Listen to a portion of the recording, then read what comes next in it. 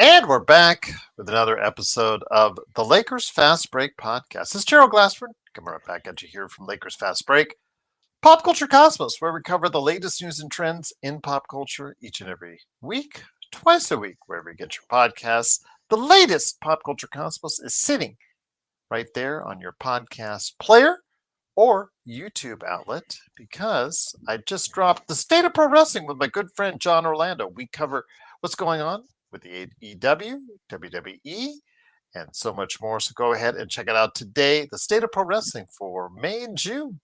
Coming right at you on the Pop Culture Cosmos indeed. Daniel Barry Sports Highlights. Yo, please go ahead and support him on his great YouTube channel. He does a lot of great 2K streams right there for you at DBSH, Daniel Barry Sports Highlights. Vari is a happy man. He's a great mod as part of our playback.tv, Lakers Fast Break, and his own channel that he helps run with Joe Sorrell, the Joe Sorrell Experiment channel on playback as well. Raphael's in the house. Great to have you here. Raphael, I know he had a great day. I believe today was the day he went to go see the Dodgers. Joe was yesterday. I believe Raphael was today. Raphael and Joe saw big Dodger wins over the Yankees, which is always a good thing. So go ahead and cheer them on as Joe will hopefully be able to do a show real soon covering the Dodgers and Yankees as well. And Legend, what's up, my friend from I Got Next Sports Media? All these great people, all these great things. Yep. Empire Jeff TV, but Legends here in the house. Empire Jeff TV, the Lakerholics, and Lakerholics.com. Stone Hansen at report_court. He is preparing to come back on the show. And he asked me, he said, Gerald, can we bring back a live NBA mock draft near the NBA draft? And I said, Stone, if you wish it, it will happen. So we will try to get anyone together. If you're interested in being part of an NBA mock draft live on the air on YouTube, go ahead and hit me up, LakersFastBreak at yahoo.com, or I'm going to reach out to the usual suspects and we'll see if we can go from there. But also as well, don't forget to like and subscribe. Like and subscribe. I know that I was talking to someone, one of our most popular viewers, as far as the guy who's been around for a little while, big fan of Joe's, talking about how we are not on the air as much as we were during the course of the regular season. Well, first, I didn't want to inundate people with the same spiel over and over and over. I'm trying to keep it as fresh as possible. B, we need your help and support. We are just not large enough yet to sustain ourselves over the course of a year. And we can only get to that point with your help by liking and subscribing. We need a lot more subscribers, a lot more views to go ahead and make us what we claim we are, which is the best Lakers outlet that's out there covering the Lakers and the NBA. So please do so right here at the Lakers Fast Break podcast. We cannot thank you enough for your support. And if you know anyone out there that wants a place to go ahead and cover the Lakers, go ahead and tell them to check on out us right here at the Lakers Fast Break. Well, the NBA Finals are now set. They're now set. Vari is a happy man, screaming with joy throughout Australia. In fact, I think Mark just heard it outside his window right there. He just, there's a madman. Yeah, and I'm like 9 hours away. Yes, exactly. And I did hear him, yeah. I think the police have just, just gotten a hold of Vari because the celebration's getting too big. But Vari is a happy camper because Indiana has just dispatched New York and Spike Lee, Timothée Chalamet, Kylie Jenner. Adios. Yes, of course. What we're talking about, Ben Stiller. Ben Stiller, you need to work on Severance. Yeah. And I heard you just got Ariana Grande for Meet the Parents. Yeah, you need to film Meet the Parents number 4. So go ahead, focus on that. Are they doing a number 4 with Ariana Grande? Yeah, Ariana Grande is going to be I'm assuming she's going to be like a granddaughter of this. She used to be so beautiful, man. I don't know what happened there. Anyway, exactly. Joe Sorrell said, which leper will be the first to call Indiana fans the best in the world? I think that would be not us. Vari. Yeah, that would be. Yeah.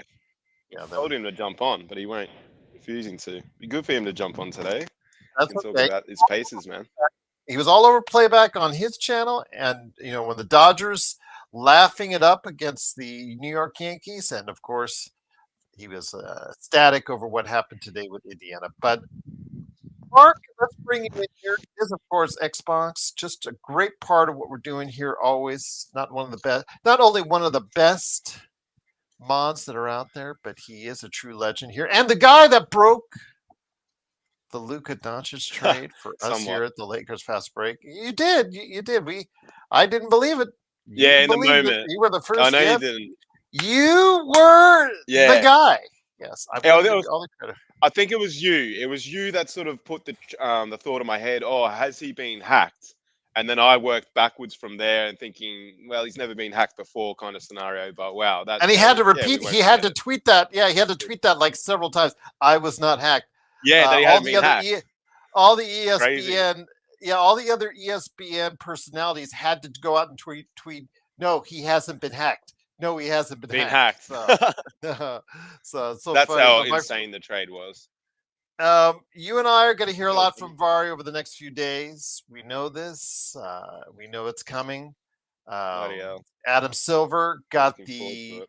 small market dream finals he's been waiting for, and I'm sure that will reflect in the ratings, however high or Wow. low they might be.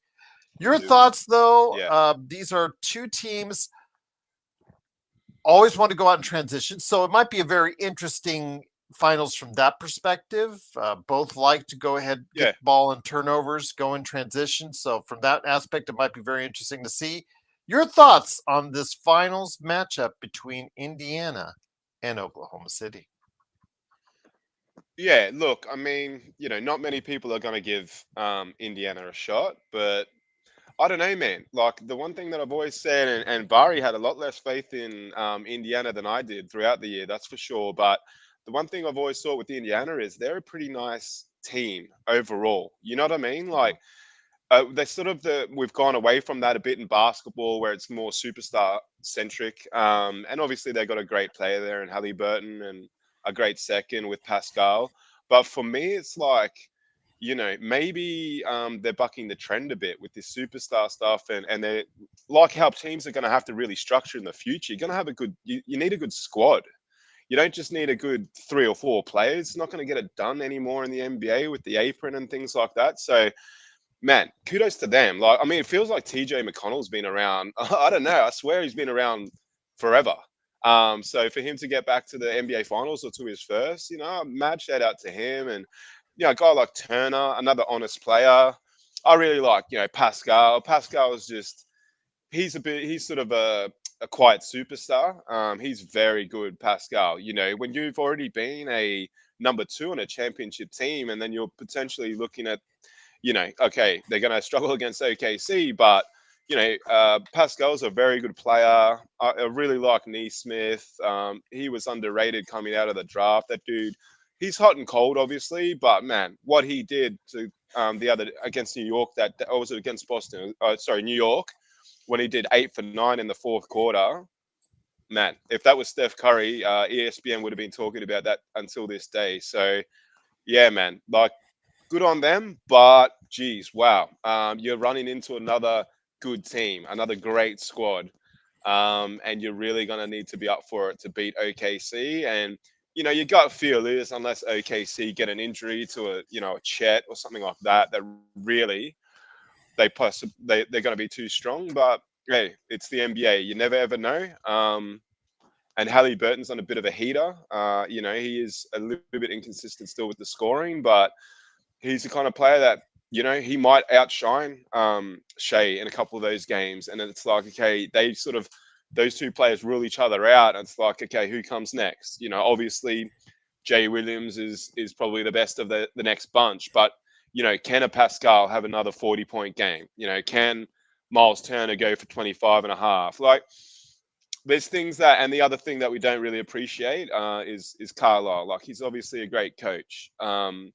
And so that where we were let down by our coach in the finals was some of the most bizarre calling I've ever seen in the last couple of games to refuse to play Hayes, etc. Carlisle's not going to do that sort of stupid shit. So we'll see. Hopefully they give him a shot. At the end of the day, man, like I don't know if I want them to win it for SB, but yeah, either way, we'll see. Look, it's a new winner, and if OKC win it, it's a great young team, and I just think, yeah, I don't know if these two teams are a bit of a blueprint for how basketball is moving forward, but they're certainly more focused on having a strong team, and I think it's super important in basketball. We can see it with what we've had to put up with lately with the Lakers, where we're so top heavy, and then we get all these has-beens or nearly rants and just can't do it. So we'll see, man. Yeah, looking forward to it, Gerald. When can I just confirm? Is that Thursday your time it starts? I believe so. Yes, Thursday is, I believe, when it starts. So we'll see what happens there. I'm assuming right around 8 o'clock Eastern time, U.S. Eastern time would be my Hmm. guess. They haven't put it yet on playback, so when they schedule it, we'll have it up there for you guys on playback from around the world. You can go ahead and tune in and join us right there with the Lakers Fast Break on playback. So yeah, absolutely. Want to congratulate Vari. Thank everyone for watching the games over the course of the playoffs. It's been a Oh yeah, interesting playoff thanks so for far. hooking that But up. yeah, Legend hopefully said he was going to join us here in a few minutes. But yeah, at this Yeah, point, I think you are right when you're saying this league is a follow the leader type player, and the two leads yeah, right now. The one thing that they both have in common is depth, and this is something that yeah. I guess a lot of teams have not prioritized. They've worried about salary cap No, structuring. They've worried more about just trying to make sure that they get the superstars and getting that by. Then with Boston yeah, wins, everybody said we just got to get shooters on our team. We just got to go ahead and chuck up as many threes as we can, and there you go. Now you're seeing two teams, which yes, they do have their share of 3-point shooters, but both aren't great 3-point shooting teams. What they do is they go out and they mm, run. They love in the transition. yeah, They love getting the turnovers. They love in your face defense, especially on the OKC side. So I am anticipating. I understand in two small market teams, a lot of the big markets will not watch this series, but basketball fan standpoint, from a basketball fan standpoint, it should be entertaining because both teams like to get out and run, which kind of at this is stage is going to yeah, be very refreshing to see because they both have long list. They both try to go 12 deep. And for me, that's great to see that they're giving players opportunity to go out there. That means they're not tiring out their stars, and that means that not only will we have up and down games from 3 quarters, but when it comes right down to it, if it's close in the fourth quarter, both teams will have their superstars somewhat fresh to go ahead. And we don't have that excuse like we saw with the Lakers, where they just tired and gassed out each and every time out. yeah. No way. Like, yeah, it feels like I don't know, more like European type basketball. The way they're sort of putting these squads together, I'm not too sure. It's definitely the way of the future potentially. I just sort of break it down on the numbers. If you have two players on 50 mil, is it better having two, players on 50 mil or four on 25? I think that's when it's going to start happening a little bit in the NBA, more and more, Gerald. It also might drive down salaries of the elite players too. I mean, Brunson has, it's probably the one example of someone taking less, but it's rare that they take less. So I don't know, like the NBA definitely from the wage point of view. And shout out to Blue Magic, man. Love seeing Blue in the chat. That yeah, like we'll see. The NBA might look very, very different in 5 to 10 years. Or, I mean, for me, I've always been a bit frustrated by it. Not having a salary cap in the sport that I love the most in football.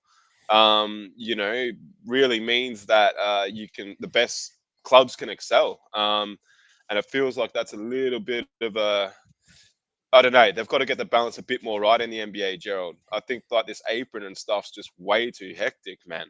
I mean, at the end of the day, like you look at a team like Golden State. I mean, they're completely screwed for years by the look of it, and it's like, they've just come out of a dynasty. Do you really punish them like that? I don't know. I don't know. A lot's got to be considered there, but let's just look at these finals in isolation. And yeah, definitely the best team in the NBA is there, and probably arguably the second or third best team in the East. So that's all. I'm looking forward to seeing that competitive sort of, the running, the defending. It will be a different final series to, the run and gun shooting, or the, just 3-point shooting that we've seen, particularly from Boston in years gone by. But NBA still got a little work to do overall to get the team structures right and things like that. And the obsessive nature about rewarding small markets. Well, Adam Silver's going to see how much that means to his bottom line when you've got potentially a quarter of the people watching that would watch, other teams. So we'll see.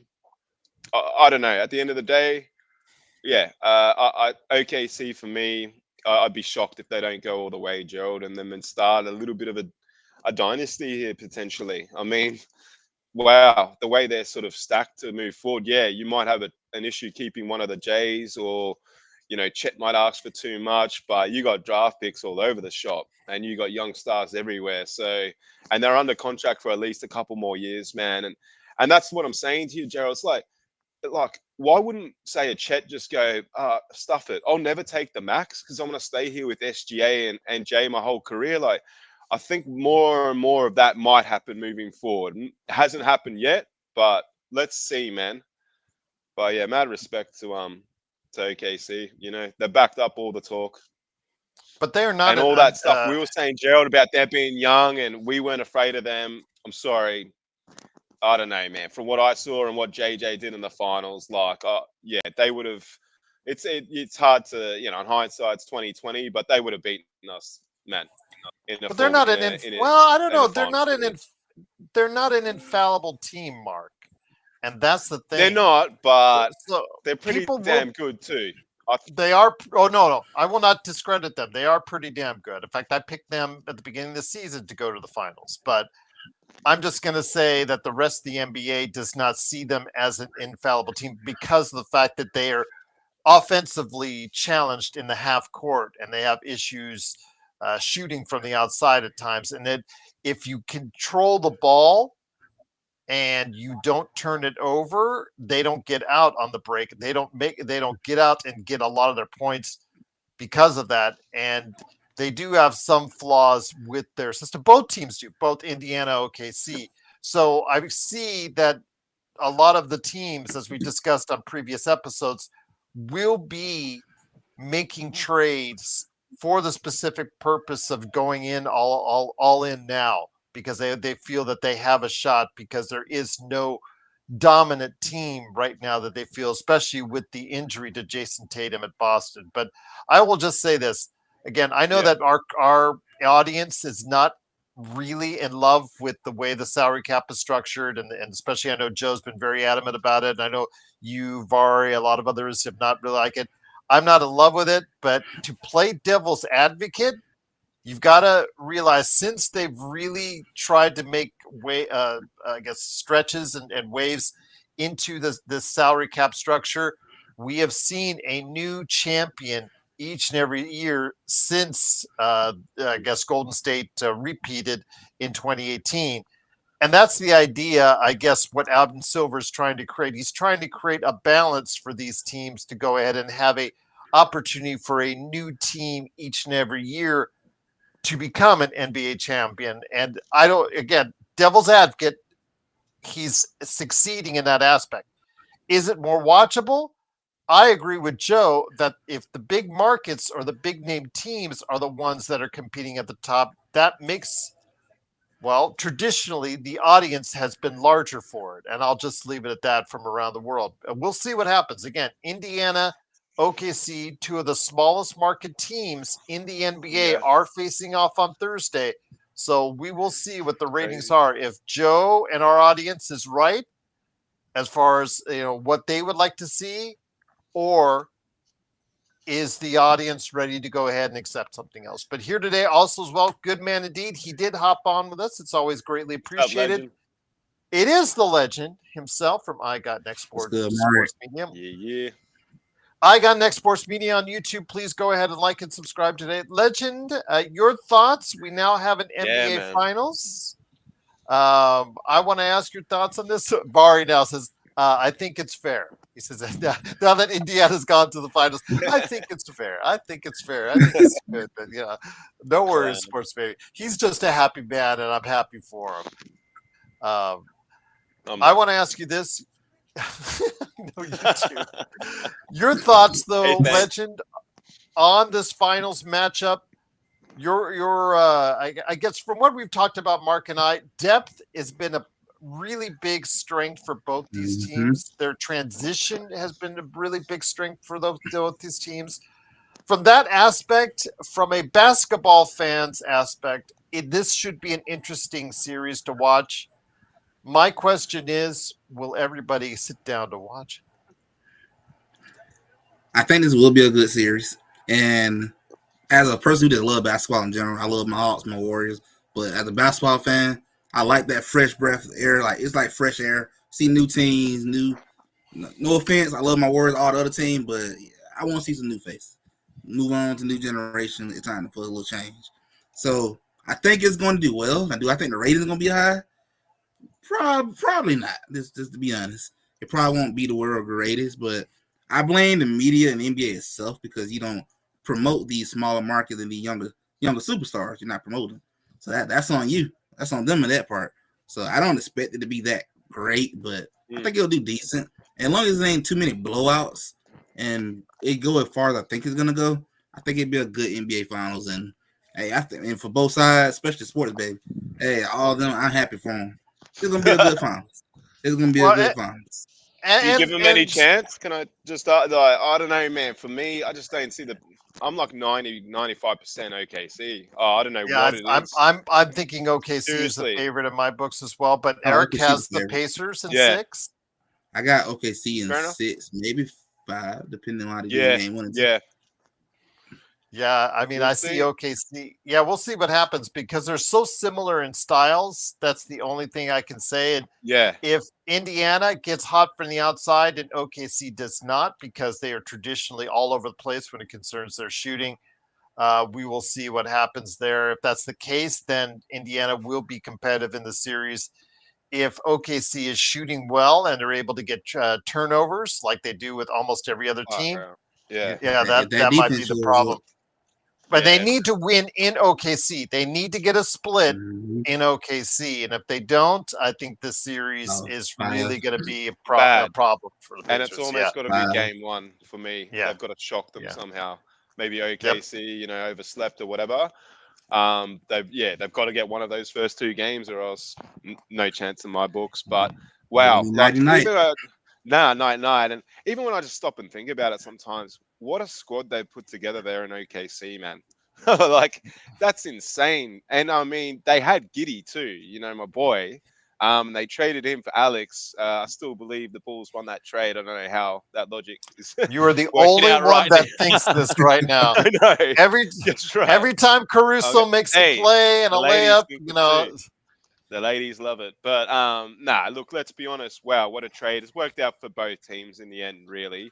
But that squad is just so elite, and how they got the Hardenstein, who, man, New York would have loved to have had him with Towns. Hey, I don't know if that was ever possible, but how they put that squad together, man, they had a lot of faith in that Presti, though. He has had some pretty bad years and some bad calls in the past too. I guess, we know Pelinka and what he's been up to, but we'll see, man. Mad respect to both teams. I'm just hoping, like Legend said, that it's a good NBA final series.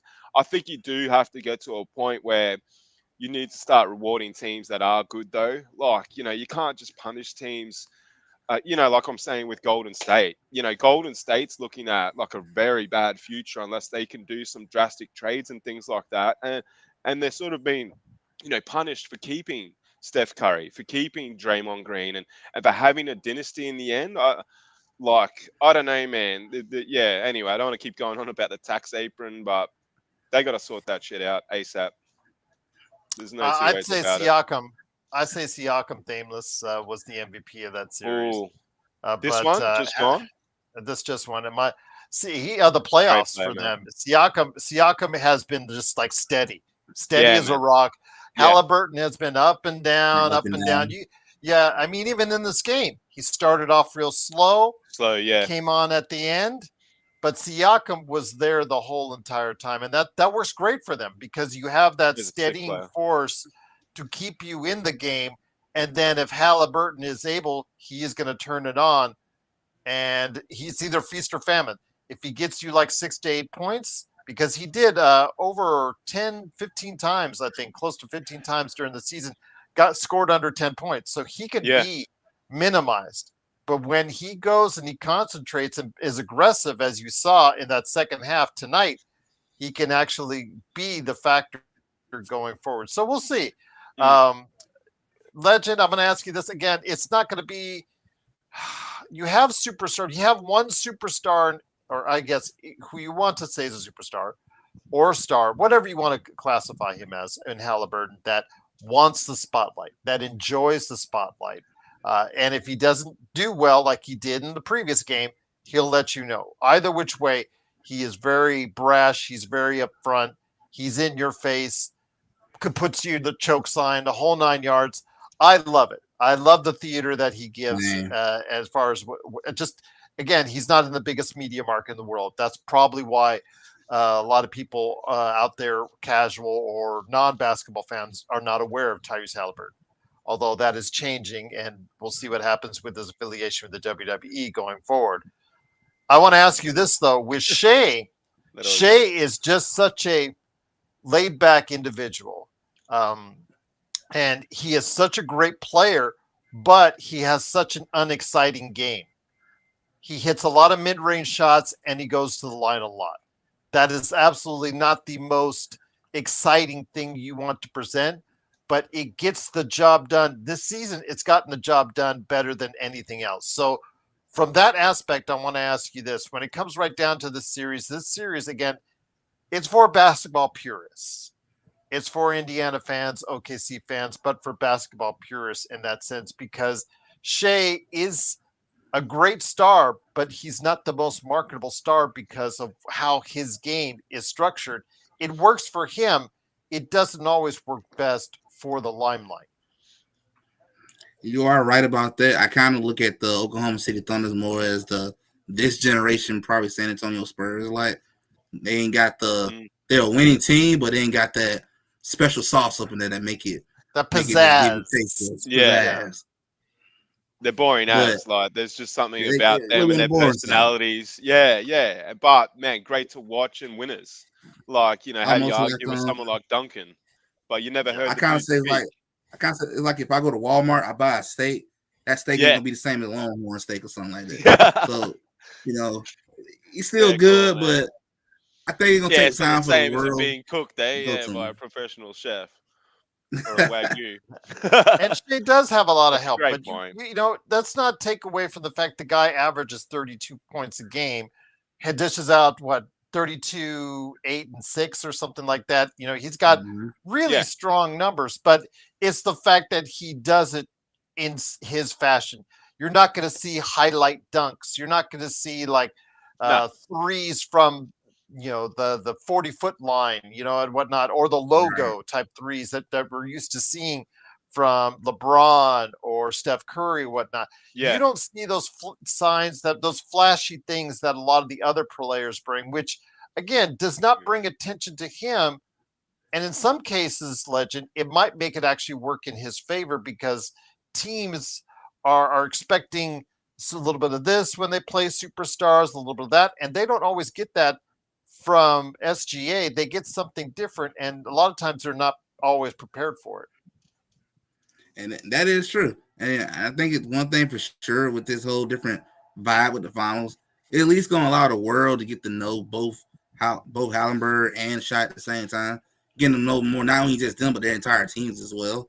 So it's going to be a little different style. Going to be a little bland for some people. But got to start from somewhere, Got to start from somewhere with the new generation.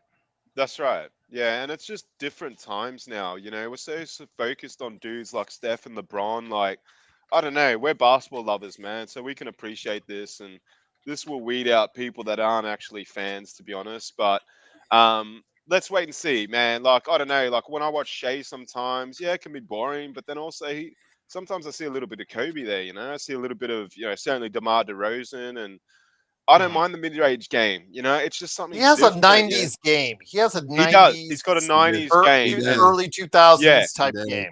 what is a bit frustrating, admittedly, is the fouling. He gets crazy amount of fouls when you see other.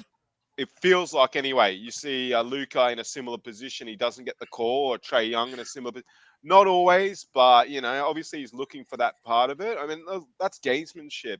Like I see it in soccer too. People always complain about soccer, people diving this and that, but it's a part of the game. Unless you're going to rule it out, or punish Shea for making and taking contact, well, he's going to absorb it and he's going to use it. So I don't know. The dude's a really good player. The one that I'm just going to quickly touch on is Jay Williams. Like, man, I was pretty savage on him. I really didn't think he would be a second, and he's maybe not their second best player. It's possibly Chet, and they've got such good defending players Mhm. too. That who knows where, but he is certainly in their best 3 or 4 players. That Jay Williams, man, and he's had some great playoff games, and yeah, He mad did. respect to him for the way he stepped up. I really had question marks on him. I got question marks on Brunson. Sort of this people are telling me Brunson can carry New York to a title. I don't reckon he's enough. I just don't. Obviously, he has Cat and things like that, but I feel like they need a 1A with him being a 1B.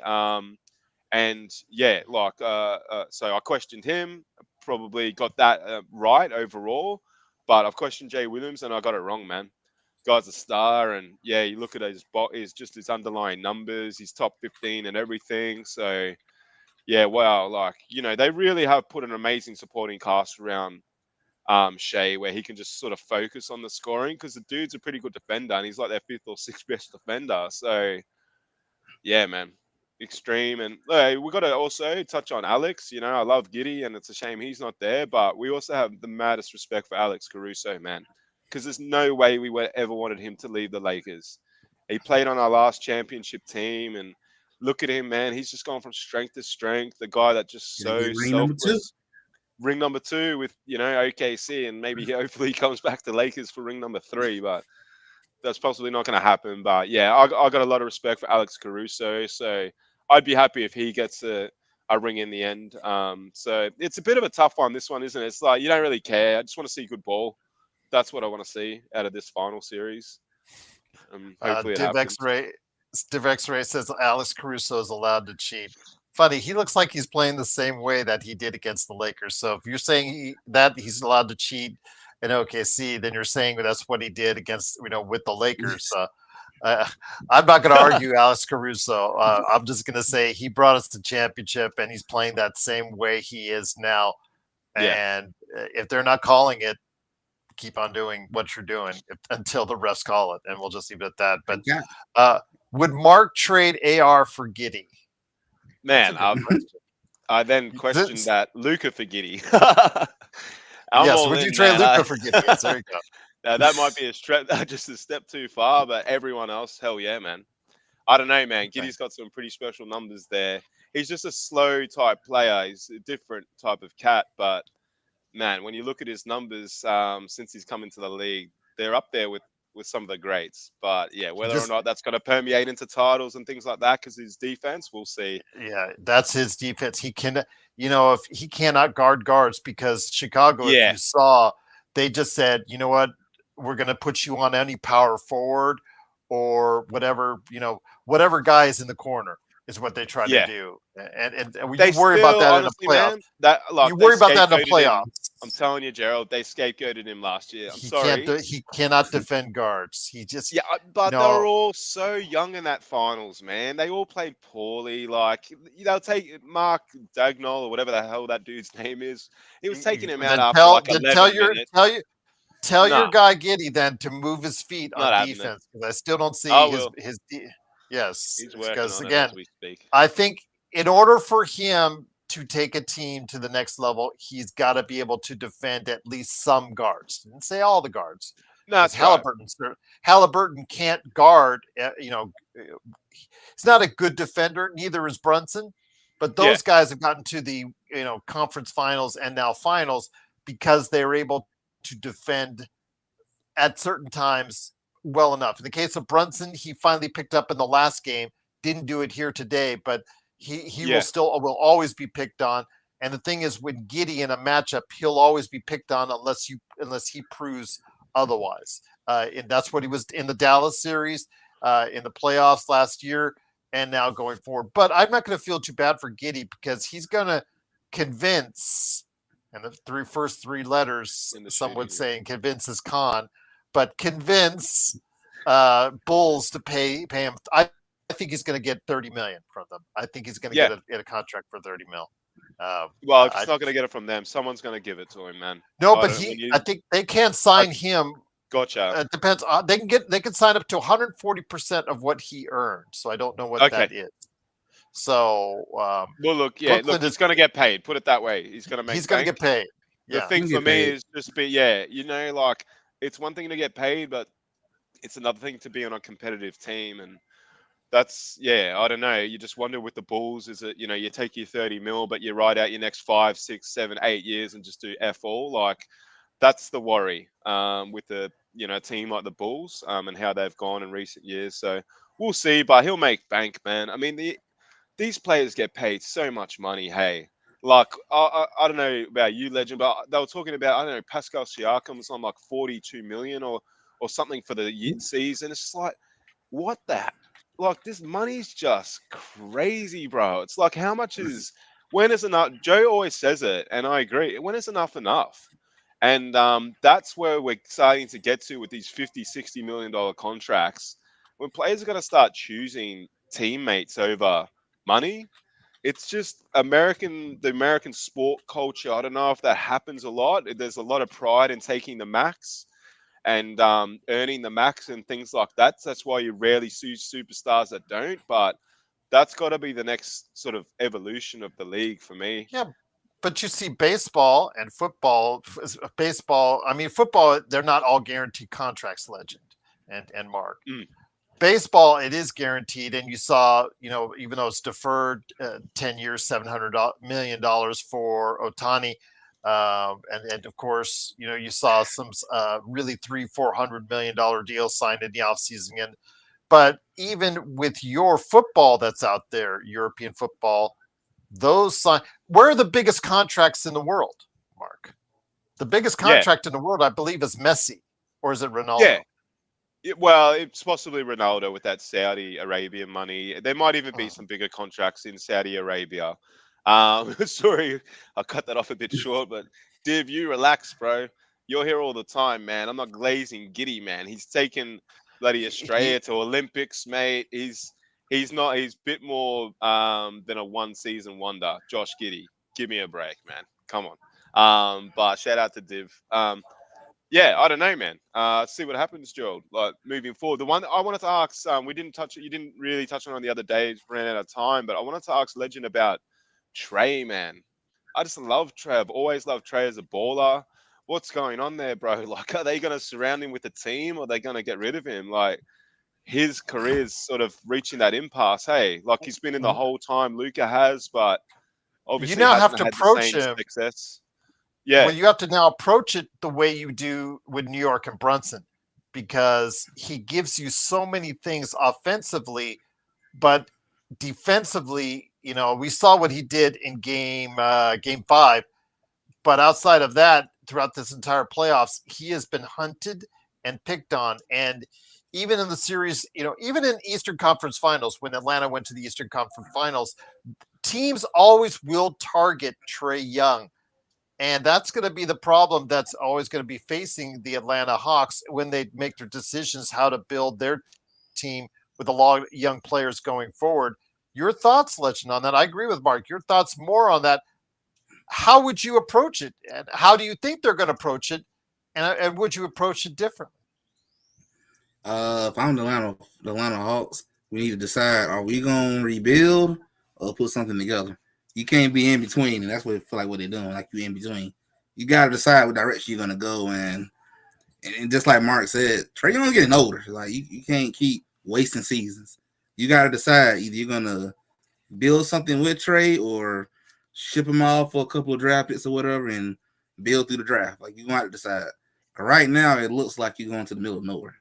You just basically like right in between, and like you're almost NBA praying it's purgatory. pretty much. And I'm like, you gotta do something. I know I hear a lot of people in Atlanta want to go get Giannis. I'm like, that's probably not gonna happen. But hey, maybe you can dream. You saw Luka happen, so anything can happen. That's right. They're talking Giannis potentially there in Spurs, man. Like that they've got enough room to make for him. I mean, imagine that. Giannis and Wemby and Fox. Well, Capsule. the thing is, Man. yeah, they got to make a decision. Do they want to keep the second pick in the draft in San Antonio, or do you get rid of Fox? I was thinking about it the other night when I was listening to a podcast. I think it was Hollinger and Duncan or whatnot, one of those podcasts where I'm listening to it from the aspect of an former NBA GM, and you have to sit down. I understand you made a big play if you're San Antonio to get De'Aaron Fox in there, but you didn't know 6 months later or less than that, you would be getting the second pick in the draft. Same thing with Dallas. Didn't know they would be getting the first pick in the draft. This is a really good draft. And Dylan Harper is going to be the number 2 pick. Whoever makes that choice, Sorry. Well, they should have. Yeah, exactly. Maybe they did. Yes, right. But Dylan Harper is going to be the second pick in the draft. And if that's the case, do you get someone that should be your starter at the point guard position day one alongside Castle and alongside Wembanyama?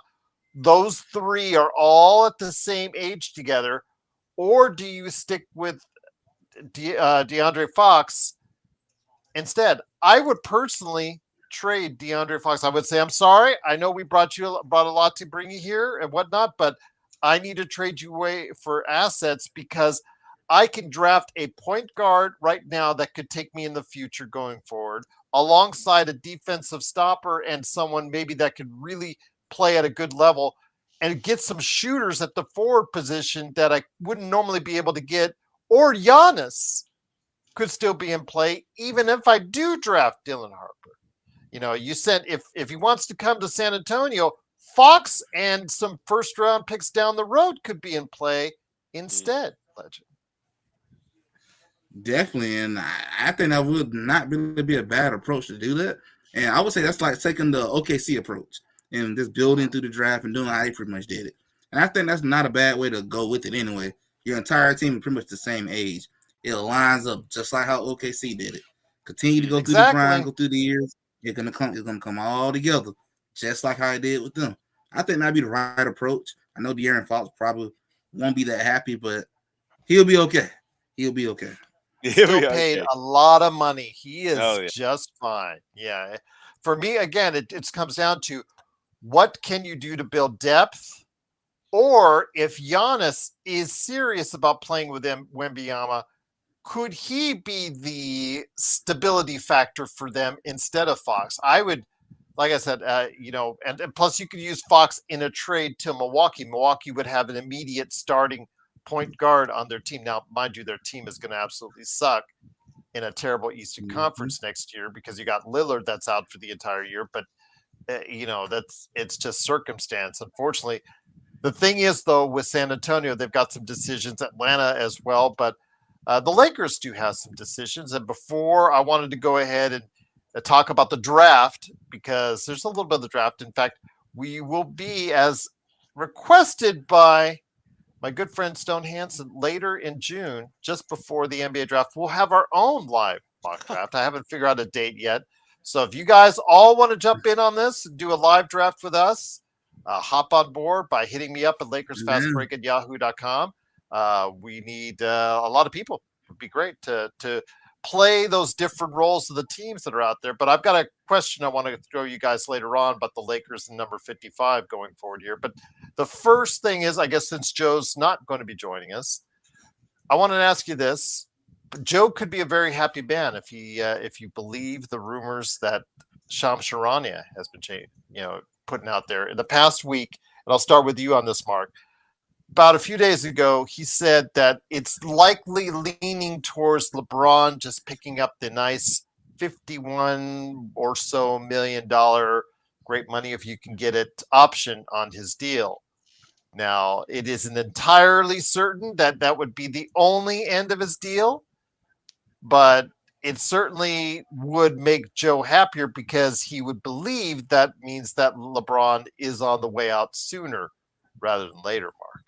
Yes. Well, what a shame. Something I've been calling for a long time. And I remember, I think it was Indiana potentially, or it was one of the games earlier this year when LeBron missed a last second shot and he sort of ran off to the sidelines. I just remember calling, just man, just keep running to the retirement village, man. Because I'm just like, look, I'm LeBron's age, guys. I just turned 40 as well. Like, I've seen his whole career. There's no issues there, man. But I think you got to get to the stage where you're a little less selfish about where you are in the position of basketball. But then he's going to turn around and say, well, I made all team, second team NBA this year. But Sixth in MVP voting. yeah, by the nah, way. turn it up, man. We saw him play. I'm sorry. The same thing keeps happening late in games, and it's happening forever now. You're not, and it's happened since the bubble. Really, we played really well in the bubble, and we won it, and we sort of won that tournament as it was. But other than that, man, we've struggled, man. We got absolutely hammered by Denver 2 times, 4-1, 4-0. Sweeps, man. Like, and then this series against the Timberwolves was a disgrace, mate. And if nothing's going to change coming out of that, well, then we're just going to expect the same. We're going to do well next year. We'll get the third, fourth, second seed, whatever we'll get. But then there's a fundamental flaw where we can't win games. And look at it, man. Against Denver, we were up. Like, it felt like the whole time we were up. But when it came to winning time, and that was with yeah. And so I love LeBron, but LeBron's can't be your second. Like, he can be your second. He's sort of going to be your second / third or fourth best player. There's got to be a mix of really good players at that level to support him, man. And yeah, I don't know, man. There's just, I hope that JJ's learned from what he did in the finals, because that really worried me, Gerald, man. I backed him so much. Like, people were saying this and that about JJ. I kept saying back him. But what he did with Hayes in the NBA final, like the final series, I still can't get over it. And the refusal to play Dalton, man, far out. JJ, you're on the chopping block, bro. You better get it right quickly, mate, because that was insane. Really, when you look at it, man, we should have been way more competitive against Timberwolves. Way more competitive. He gave nobody a break that second half. Exactly. Well, I've told you before, it's a rookie head coach we're dealing with. Different than Adelman, because Adelman in Denver, he's been an assistant for quite some time before he got that opportunity, as opposed to JJ, who fresh off the podcasting mic, went right in there to coach the Los Angeles Lakers. And you have your up and downs, and unfortunately the downs was obviously what we saw in the playoffs. But also here today, he finally stepped on stage. The guy who would be the happiest man out there if LeBron announced that it was his final year next year. It is Joe Soros. Joe, yes. Well, he's also a very happy man because the Dodgers blitzed the Yankees today. Joe, did you get any concrete from Chavez Ravine fall on you yesterday? No, I don't have concrete fall on me. I make concrete. Okay. Well, you heard what happened yesterday, right? Did you see that happening? Yeah, I did. They put nets up today. That's what I heard. Oh, you were there. I was not there today. No, I was there yesterday. Yesterday was probably the best baseball game I've ever been to. It was an absolute delight in terms of atmosphere. The first time I watched the Yankees play the Dodgers live, and to see, and the thing that isn't discussed enough, and this just rarely happens in baseball. I can't even remember. I'd have to think about it for about maybe a few minutes here when I'm not talking, but the fact that you had the two best teams in the majors and the two best players on the planet, also on top of that, going tit for tat on who's the man. And that second home run by Ohtani, that ball went so high in the air. It felt like it literally felt like we were watching a movie. Like we had our eyes in the Yeah, air, yeah. watching it drop. It probably was- was a couple seconds, but it felt like a It minute. really didn't it? was. It was. Yeah. It took forever for it to fall from the sky, and most importantly, the win is all that matters. But baseball won a lot last night, and every single fan, even the Yankee fans, won out. I was surrounded by Yankee fans. I had a friend of mine who was a Yankee fan, true and true New Yorker, by the way, as New York as you can get. And he and I, no surprise to anybody, he and I click very, very well.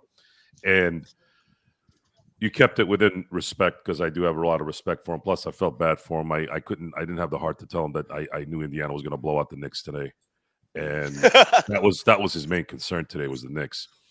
So the Dodgers, for some weird reason, this last couple games looked like they said, "All right, we've been kind of pussyfooting around this season. We know that there's been injuries. We know that there's things going on, but the Yankees are in town. I think it's time we turn it up a little bit." And man, they've dropped 28 runs. Wait, that's not 26. Sorry, No, 26. 2 games, man. 26 runs in 2 games. And I was talking to Aaron, our good friend Aaron. He had said that yesterday was for baseball, today was for Manfred, and tomorrow, I said, is for God. And Well, Apple TV Plus. Hopefully, Apple Dodgers, TV Plus said thank you, by the way, as well. Yeah, hopefully the Dodgers can sweep this and then get ready to start dropping the hammer on the Mets, because I might go to a game there. I want to see. They gotta get the Mets back for what the Mets did in New York to them. I want to see at least 3 out of 4, if not a sweep. Joe, can I just ask you, sort of like seeing Aaron Judge live? I mean, he looks like a pretty. Oh, he's a big boy. Yeah, he's absolutely big. He's a good 4. Up there. Yeah, he's a good 4 inches high, taller than I am, and we weigh exactly the same right now. Yeah, wow. He's at 282, and that's where I'm at right now as well. So he's 4 inches taller than me. Insane. And is at my weight. He's built like a power forward in the NBA. Yeah. But a nice guy. You could tell that he's a nice guy, very unassuming, very he's not really a New York type player from the past. He's not a Mickey Mantle type that partied a lot or drank a lot, not Babe Ruth. He's not as good old boy as, let's say, maybe Lou Gehrig, but he's pretty close. I'd say he's close to the Joe DiMaggio.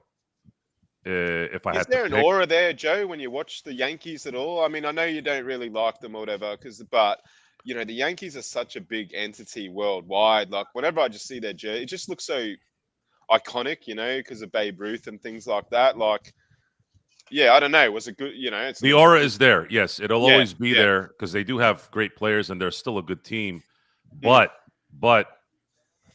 the Dodgers have more aura in the majors now than any team. No, it doesn't matter whether it's the Phillies, whether it's obviously Detroit's not going to have any aura, or the Mets. The Dodgers right now with Ohtani, especially if Ohtani starts to pitch and starts to win there, and if he's on pace to hit 60 home runs. If Ohtani wins 10 games this year, hits 60 home runs, and they win a title, I mean, there's so many scenarios I've thrown out there on the experiment that would probably solidify him as the GOAT. And we're back to the conversation of the GOAT. It's been so nice in baseball for most of my life.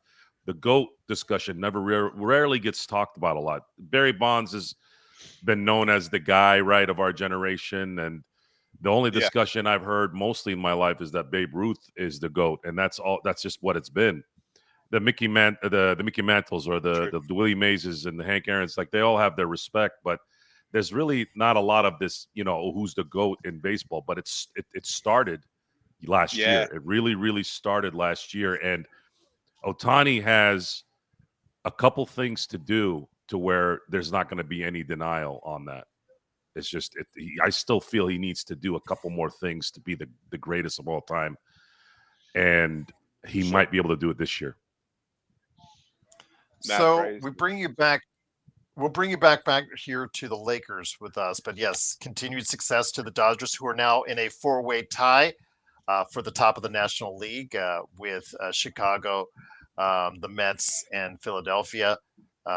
2 games behind Detroit for the overall best record in the MLB. So hopefully they can eradicate that and get it back on top by the end of next week. We'll see what happens there. But LeBron, according to the rumors from Shams Charania last week, said the likelihood is that he's going to pick up that final year, that option year on his contract, and take it for what it's worth. The Lakers, if that's the case, will not be offering him a year 1+1, which obviously will delight a lot of people out there. Your thoughts on this when you first heard those things? I know that what the reports from Shams Charania on Twitter.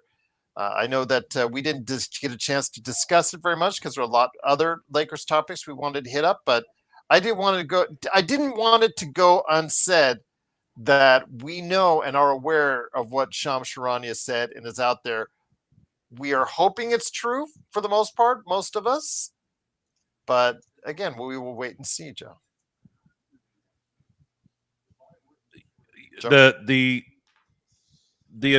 The tweet or the X, whatever they call it now, was one of those things where even though we've been discussing a possibility of it not going that way because we're so used to stupid decisions by Jeannie and Rob,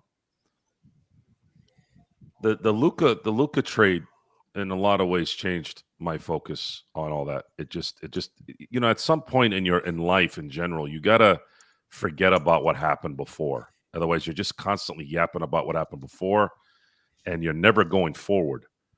When Luka got traded to LA, everything that happened before is really useless. It doesn't matter. And Shams's tweet further solidified that February 1, everything changed with the Lakers and their future. My only wait now is LeBron going to announce he will be retiring after the end of the year? Because we know who LeBron is. We know how much he loves himself. He will want to be congratulated. He could surprise all of us and not say he's retiring and then retire next year. That would be a shock. Could happen. But I just don't feel like that's the case. I think there's a possibility that he's just going to say, look, I gotta, it's time. And maybe the Lakers are part of that conversation, telling LeBron, look, LeBron, we loved what you've done. You brought us a title, but we gotta clear the books next year. We're clearing a lot right now. If we do nothing and we bring back the same team, we're still clearing a lot of stuff for next year. And that's a good thing. And whatever you acquire this summer is going to benefit the next regime as well. So I look at it from that perspective as well, which is something we do want to look at. We want to look at this as, well, you have LeBron for one more year. Might as well go and see if you can get what you can get with that. Maybe you'll get lucky. And that's how you have to approach the 2026 season. But once 2026 is over, the summer acquisitions start to get a little bit better in terms of talent. And I still am going to stand on, unless something drastic happens, that the summer of 2027 is probably going to be the summer that the Lakers turn into a perennial title contender. Because that's where the talent may be available. That's where the talent may be available. And there needs to be some time for JJ Redick and some time for Luka to get used to each other and to create that momentum so that once they start putting the right parts together, then you're going to have a full team, much like how you see with Oklahoma City now and Indiana. See, Indiana and Oklahoma City share a similar process. They acquired, they've played together, they've lost together, and it's not something that's happened in a year. It's happened for, 2-3 years now. Now they finally put it together, and this is where they are. You look at Minnesota, the team that they beat, Minnesota and the Knicks. Those guys had to make a transaction just right before the season. They may need another year or two to fine tune some things and work those things out, and maybe they can contend as well.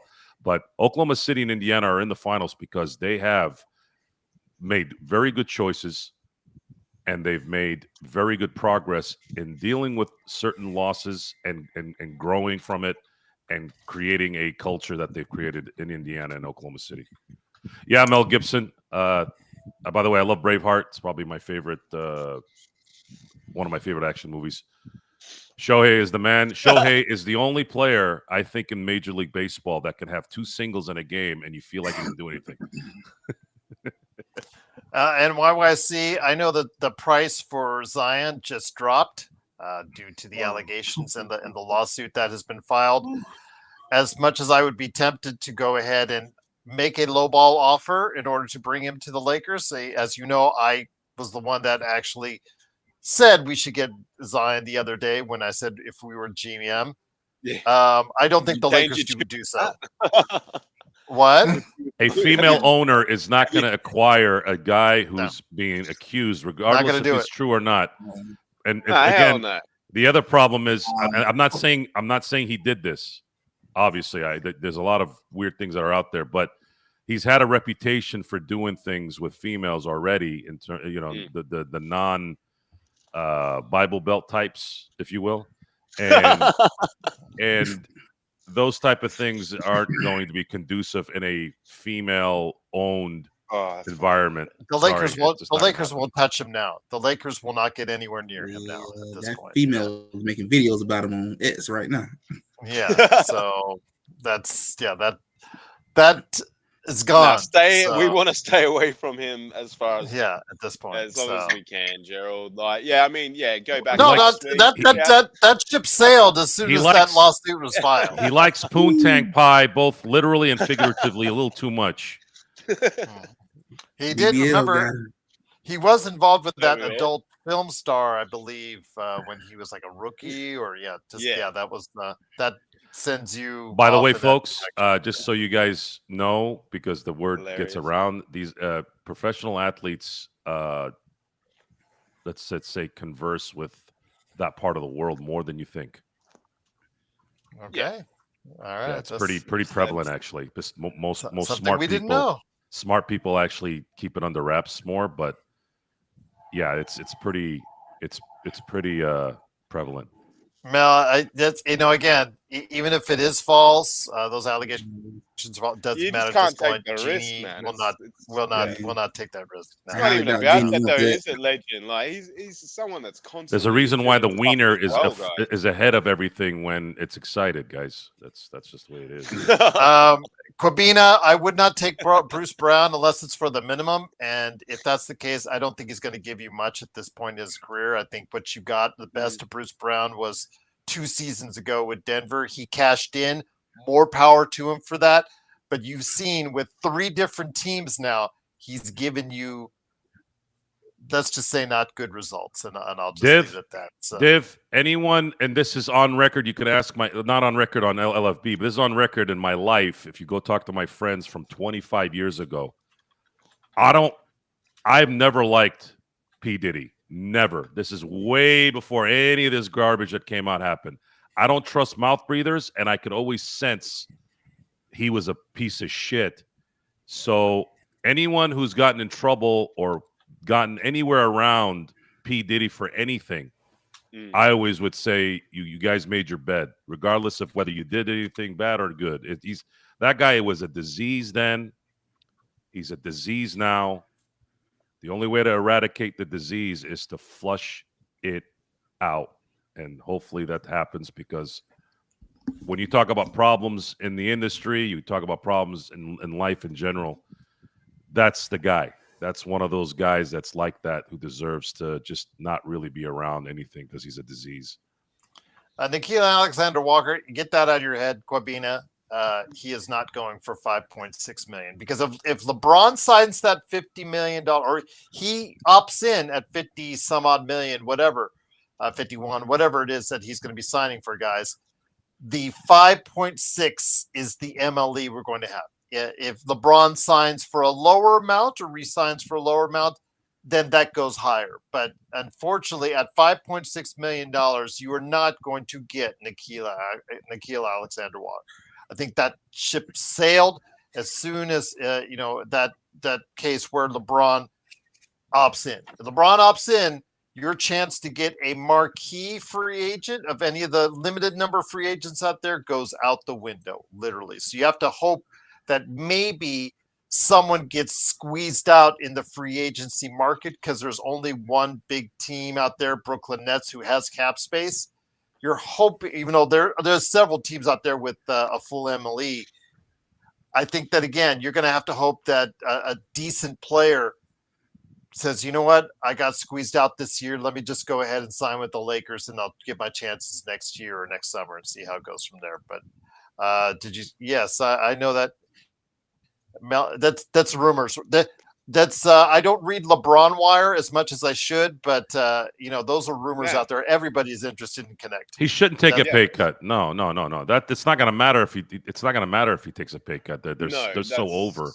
Yeah, it doesn't matter. It doesn't matter. What the most important thing is, the most important thing is LeBron play his last year in LA this year, barring a championship run in 2026. Yeah, that needs to be what it needs to be.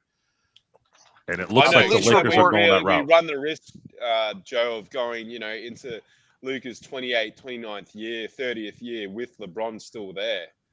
And that's not what I want to see. They're all putting out rumors right now, Mel. Yeah. They're all putting out rumors. Right now, this is the hot spot of rumors. They're all putting out rumors. Bleacher Report, LeBron Wire, Lakers Nation, they're all just putting out fluff and smokescreen. Yeah, all these teams want, would like a connect on their team. The problem is until they watch him play defense, that's the problem. Can you get him to play acceptable defense? That's the puzzle you have to unlock. And can you get him to be a smarter player to make smarter decisions out there on the court? Those are the key factors. No one's doubting his shooting and scoring ability. Can you make him a little bit more intelligent player out on the court and also a better defender? If you can get him anywhere close to that, then you've cracked the puzzle. But let me go ahead and get you back in here, Legend, real quick, because I want to talk about the draft.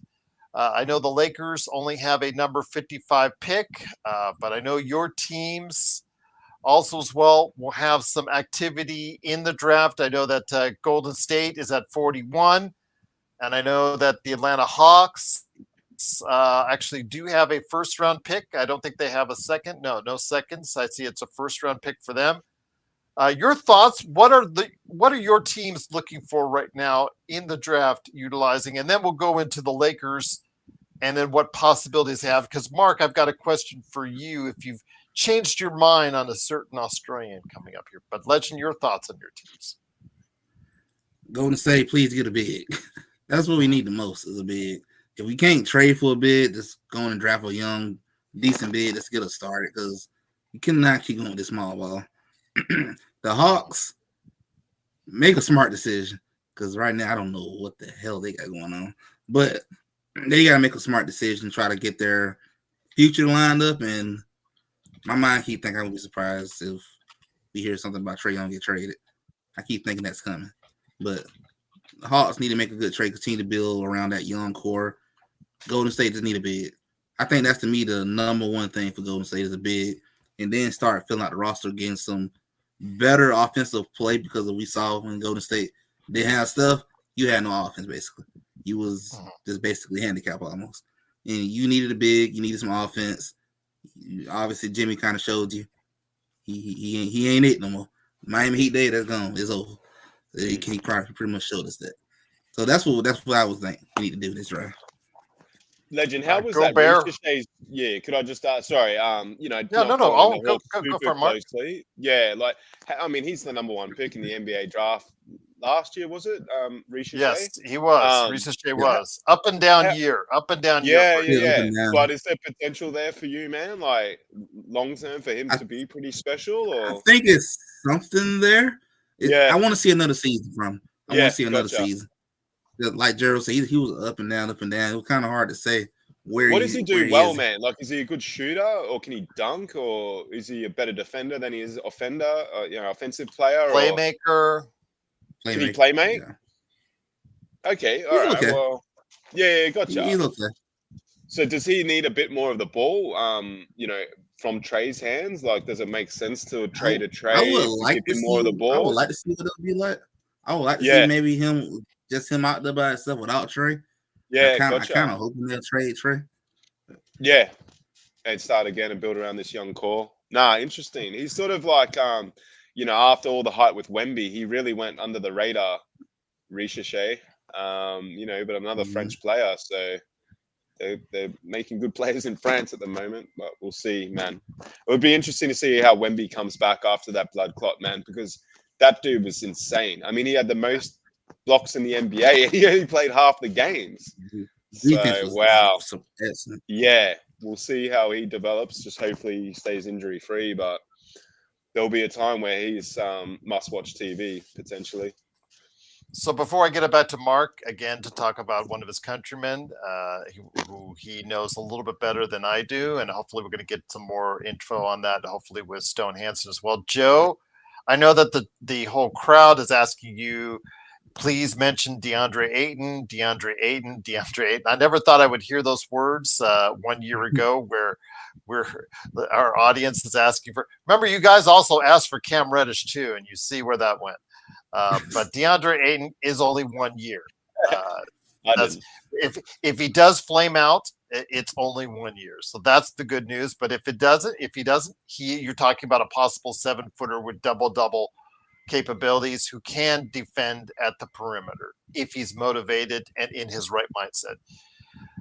With a number 55 pick, the good news is that in the second round right now, there are as many as 6 7-footers projected to be picked somewhere in the second round. The bad news is because we've already seen, because of the NIL money and other things that have gone on, the deadline for players to go back to college or back to Europe just passed, and a lot of players went back to school to collect in or cash in on that NIL money, or in the case, as Mark knows, over in Europe or Australia, they're cashing in on another season there. Your thoughts? The center position, like Golden State, as Legend said, big man. They're going to be big man available both in the draft and in trades for the Lakers. We need at least one, but I think we need more, Joe. Lakers are going to need possibly some luck here. Usually big men in the second round need time to develop. And very true. They're going to have to acquire a legitimate starting center one way or the other. And then if there's something maybe in 2 or 3 years where they can get someone now that could develop into a really good player, somebody like Amari Williams from Kentucky. We had mentioned the kid from Michigan. Hanson Yang, Vladislav Golden. Is the guy that would be available around there. Wolf is too high. He's a first rounder, Joe. I know that you like Wolf. Wolf has been teetering between late first and second. You're probably right, especially with some of the hype that's coming around now with him. I don't know anything about the Russian guy. I have no idea how good he is. I wish I could watch more college basketball. I try to follow Upside Swings analysis as much as I can with our good friend Stone Hansen. I can get bits and pieces of everything, maybe see some highlights. Sometimes I'll see some games. I have a family that's a huge Michigan, who has a huge Michigan following in football and basketball. Mainly football, but they do watch basketball when they're playing well. So I kind of get a little bit of that every now and then, but it's not enough to make an assessment. And usually when that's the case, you're probably not going to get a player that's going to be able to help you immediately. So get best player available. If it might not be a center, get whoever you can. And then at that point, hope that they're going to be someone that could turn into a Jordan Clarkson or something of that ilk. and that's all you can do. That's all you can do in that area. And the Lakers have been pretty good actually at doing that the last decade. So I feel pretty confident that there's at least a chance that they could get someone that could be relevant in the next 2 to 3 years in this draft. As far as Mark, what the Lakers can do if they want to secure a big man that they can develop, yes, obviously go out and look through a trade or MLE or whatever they can do to get a starting center now. But getting a big man is probably something they really need to focus on when there's a whole bunch of 7-footers available or possibly available in that second round. One of those players that is going to be available that's projected now in most drafts at a place where the Lakers are not at number 55. Coincidentally, they were at number 55 last year when they drafted LeBron James. One of those players, don't get me started on that one. One player, though, that is of interest to a lot of people is Rocco Sikorsky out of Australia. One of the youngest players in the draft that has left his name in the draft. He measured out very well at the recent Chicago Combines, but he is a very raw prospect. He did not get a whole lot of playing time, I believe, with his last team overseas. Yeah. You may correct me if I'm wrong on that, but your thoughts on Rocco Sikorsky? You've had a chance to see a lot more footage than I have on him. Yeah. Your thoughts, a very raw prospect, but then again, for a second-round flyer, let's just say Brooklyn, after 4 first-rounders, wants to say, okay, we'll just sell off our second-round pick at number 35, and he's available.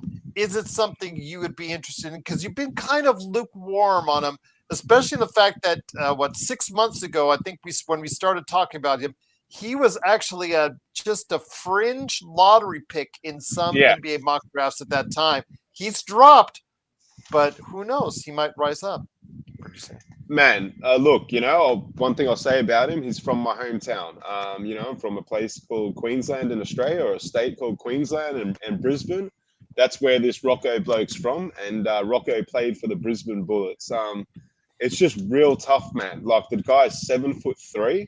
He didn't have a massive opportunity in the NBL, the Australian Basketball League, but what he did when he was there was, it was good enough, Gerald. Like, it's hard when you're 17, 18, you're playing against 30, 35-year-old men. But he showed, like, his averages and that, when you just look based on averages, you might question what's going on there. But as a project player or someone maybe looking to bring in, someone young that they can build alongside, whether or not that's the right fit for us, I'm seriously not sure. Love to see it, man. Love to see someone from my hometown in a Laker uniform. But in all seriousness, I think he's more of a project. And he is. He measured out though at 7'4" and a quarter without shoes and 250. By the way, yeah, he's a massive unit, which is a worry too with things like injuries and stuff. But it's not like Wemby. Obviously, it's not the same pedigree as a Wemby, where they're coming in as an already budding superstar. There's a lot to work on, but yeah, man. Like, if I was in a position to take him, I'd be taking him. Lakers, whether or not we are, or we need to trade up to get someone like that, I don't know. We've got to sort of go more for an established player potentially now with the likes of Luka and that. But there's a lot of talk in the chat. I think Div Ray really wants Joe to mention DeAndre Ayton again. He definitely wants him to be traded to us, but. Yeah, Luke Cornett, I don't know, man. Rocco's a little bit taller. There's possibly more upside, potentially Clubina, but it's so raw, Gerald. It's so raw. And when you got a guy like Luka, man, we just got to get some stars around this player. Not stars. We just got to get some good players. Luka can just elevate a team like you've never seen. He does it with Slovenia. I keep saying this, like, the country that he plays for is so small, man.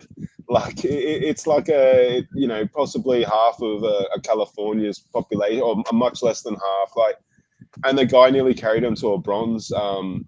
He's a special player. We just got to sort of, we've got to be able to fill the team around him. And LeBron, I'm looking at you, baby, because you're going to be a big part of that and how that's going to facilitate moving forward. And if you hang around, well, it's going to be an issue. But we'll see. Guys are talking about it in the chat, but yeah, I mean, we're not here to promote other people's podcasts, and certainly I don't watch LeBron and Steve Nash, but yeah, Luca is on that podcast in the next 24 hours, so that might be a pretty interesting chat to just see Luca and maybe post-trade thoughts and things like that. But I'm all locked in with Luca, man, to be honest with you. Like, we sort of saw a bit of a half-cooked, half-baked Luca for the last 6 months, and he carried us to the 3rd seed, and yeah, admittedly we had a shocking NBA Finals, but dude's all time, man. Dude is absolutely all time, and if we're not going to get serious about filling around him, well,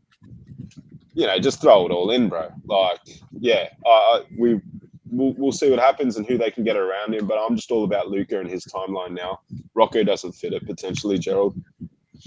We'll see what happens, my friend. But as a project, as someone, again, you get a starter in there, obviously, but as a project, more Australians, Lakers, I think they need to do something with that 2nd round pick or buy their way up further into the draft because, again, there are a lot of 7-footers. 1 or 2 of those 7-footers may hit to be something useful, whether it's Hanson Yang, Rocco Zakarsky, whether it's Niederhauser out of Penn State, whether it's the big kid from Kalkbrenner from Creighton, Amani Williams. There is a lot of 7-footers that one of them or 2 of them may prove to be a good rotation player. Even if you want to go back international, you want to go with a guy, the youngest player in the draft, Michael Ruzick, who is a legit 7-footer himself, power forward. If you see something in him, now's the time to take a chance to see what happens. But again, you do have to do. Joe was right. You're right, Mark. And even to the extent that for his teams, Legend is correct. Yeah. Go ahead and make sure you get a known commodity first and foremost, and then worry about building up to the draft second. But we'll see what happens. But before we head on out, Legend, what you've got cooking on at your channel? I got Next Sports Media, and who do you have in the finals and how many games? I'm definitely planning on doing another NBA Talk podcast probably tomorrow. I want to do one before I go out of town for my vacation and all. So I'm gonna do an NBA Talk podcast tomorrow around in the afternoon, and I got OKC in 6. Depending on if they take game 1 and 2, might put it at 5. I got them at 6 right now. I got to be in a good series going 6. I kind of deep down really wanted to go 7, make things interesting, but I got to go in 6 though. There you go. Div, for you, I'll mention Kai Jones. If they get him on a minimum, could be a good backup. Again, he did show some spurts in as far as things in Dallas after he was let go by the Clippers, but this would be his 4th go around. He better get it right this time. Whoever he goes Just don't with. bring that ice cream haircut that he had in Charlotte, please. And then, for the love of God. We'll see what happens. But again, it is the 4th team coming up for Kai Jones. Will it be the Lakers? We'll see. So there you got your mention. Mark, who do you have in the finals and how many games? Do you agree with Legend? I want to, admittedly. Legend's my boy, but honestly, man, I could see it going a sweep. I could see OKC just absolutely rolling them. I don't know why.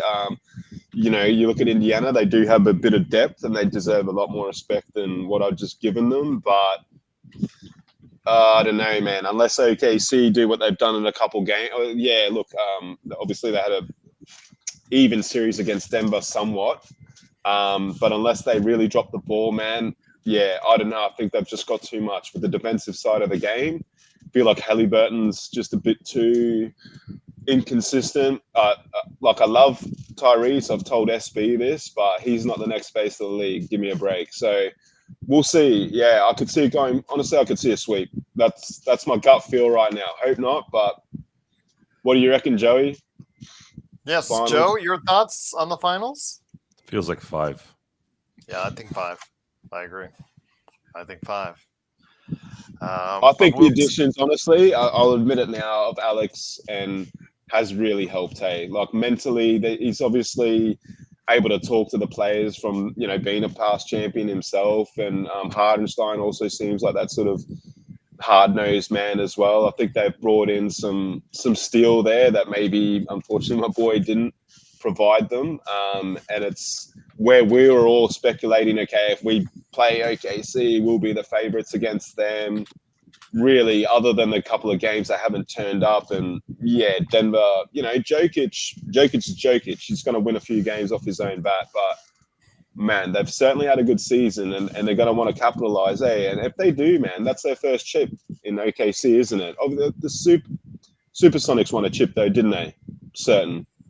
Yes, in their they past. did win one. Okay, Yes. so it's not technically their first chip, but yeah, that will be a big, thing for the city, and to have some great players like they had. I mean, they had a pretty sweet team with Barker and Durant and Westbrook, and they could never get it done. So, if these boys do, they'll be legends there. So we'll see. Hopefully, it's competitive, Gerald. Okay, so Thameless, yes, they cannot afford. If Kevin Durant says tomorrow, I want to be a Laker, they cannot afford to have him, LeBron, and Luka on the same team. I don't know what you've been smoking, but $54 million is what he will be earning next year. So let's put this in simple mathematics. If you have LeBron at 51 or 52, does he opt in? I don't know. I didn't look at his contract. 50. Let's say 51, and then you have KD at 54, and you have Luka. What is he in the mid to high 40s mark? About that? Yeah. Yeah. That's $150 million on 3 players, and your salary cap and your first tax line is at 187. Good luck. I forget it. Good luck. Yes, there you go. I got one question for all you guys. I want to ask: if the Thunders win this championship, do you think SGA is possibly the best player in Thunder's franchise? No. Shit, No, man. No. Well, so it's obviously Durant then, and Westbrook, Harden. I don't think SGA will ever be better than Durant. Durant isn't a normal. It's very difficult to say somebody's going to be better than Kevin Durant. Durant is arguably the greatest shooter with his size that's ever played. A 7-foot guy who, for the longest time, was probably Dirk, but I think Durant has him by a hair. How do you reckon OKC fans feel? But I mean, they're going to probably what he did in the end. Well, in the end, it's results is going to matter, right? Yeah. Better player or better Oklahoma City Thunder player?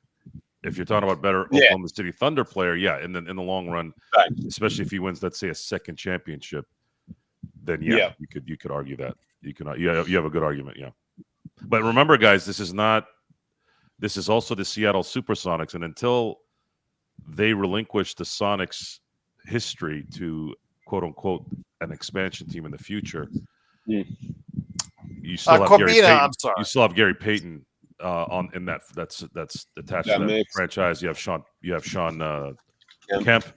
Oh, and by the way, the 1979 NBA champions. You have Dennis. Wow, Dennis. Don't forget Detlef Shrimp. He played there. Why am I forgetting on his last name, Gerald? Dennis. He played for the Celtics. Oh, Dennis Johnson. Dennis Johnson. Jesus. Yeah. Probably because he hit too many shots for clutch shots for Boston. That's probably why. But I meant sorry, Thamos. I meant Corbina. KD cannot come to the Lakers. It just financially doesn't work. So my bad, Thamos. So I corrected myself. How would you want KD on this team with LeBron and Luka? No, Corbina was just saying, what if KD says he could be the center for the Lakers? And no, he's not. Well, your rebounding hasn't been solved. Keep KD away from you. Yeah. Keep KD away from your team, please. Financially, KD's not now, man. But KD used to be must watch. Yeah. Back in those before he joined the Warriors, and then when he joined the Warriors, it was just. Yes. Yeah, it's just a little bit of a blight on his career during that. That was said about the Celtics. It was said about the Denver Nuggets after that. We said it as when the Lakers won in 2020. It was said about Milwaukee when they won in 2021. It wasn't really much said about the Warriors one because that was kind of, you could tell that was the last one. But most of these teams that have won recently, there's always this discussion, oh, Giannis is going to turn the corner now. He's going to win more. Same thing with the Lakers in 2020 with AD having his best year that I've ever seen him have. And then, of course, Denver and then Celtics last year. But the reality is, the NBA is not structured to have dynasties anymore. These idiots decided to do a collective bargaining agreement that destroyed any chance of having that. So now you gotta get ready for Presti to have to make some tough decisions in the next year or two, because they're not gonna. These guys don't typically pay. So Sean Grice pulled up a stat a couple days ago on teams that have paid or how much they have paid since 2012 in terms of the luxury tax. And the number one team on the list was the Indiana Pacers, who've spent $0 in luxury tax. So this championship would make what the NBA is doing more valid if Indiana wins it, because they'll actually have been playing within the realms of what they want you to play in and still win.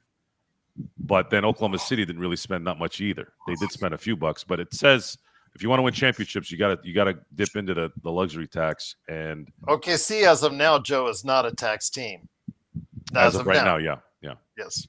Yeah. We're talking about since 2012. Yeah. This is the second time. Yeah, this is the second time Presti's built a possible three-headed monster. Yeah. Although I think it's more possible. It's more 1 plus two very good ones. I think the previous one was a better three in Westbrook, Durant, and Harden. I think that was a better three than this three. These guys are pretty young though, Gerald. You've got to give them a bit more time. Yeah, but if they do win, if they do win, this team does have probably a better chance than most to be a perennial title contender. But the thing is, Joe, you got to remember also as well that they have a myriad of assets. So if they do feel that if ownership says, "Hey, Sam Presti, team is getting too expensive," they can just reload better than anyone else. They have the ability to reload better than anyone else, I should say. Well, if they do that, that means they have to bring in young players, develop them while these guys are trying to win, and then continuity will suffer. I don't know how it's going to play out. I really don't care what Oklahoma City does after this year, but I'm thinking the Lakers have a history of building things around in their prime stars, and that's the focus ultimately that my focus will be on. We'll see what happens. Again, it's the Lakers Fast Break. Truly want to thank you guys for joining us. We'll bring you more shows next week. Plus also as well, Thursday night, I believe, is the start of the NBA Finals. And with that, we will go ahead and bring it to you. Is it Thursday? Let me go ahead and look for the schedule here just to make sure. Coming up here, Thursday, June 5th. Yeah, Thursday, June 5th, right there, 5:30 p.m. Pacific, 8:30 p.m. Eastern. We'll bring it to you live on playback.tv/Lakers Fast Break, but we'll also have more good stuff coming. And again, if you want to be part of our annual or semi-annual, or we used to do a lot of them back in the day, but we'll do one more at least. It's the live NBA draft, our mock draft coming up later in June. Please go ahead and reach out to us, LakersFastBreak@yahoo.com. So for Legend from I Got Next Sports Media, Marky Mark and the Funky Bunch from Australia, a.k.a. Xbox, and Joe Sorrell from the Joe Sorrell Experiment. You know he's going to be talking Dodgers and Lakers coming up on his channel. Go ahead, like and subscribe to all these great places, all these great people, and don't forget to like and subscribe and be a part of what we're doing each and every time out as part of a great Lakers weekend right here at the Lakers Fast Break Podcast.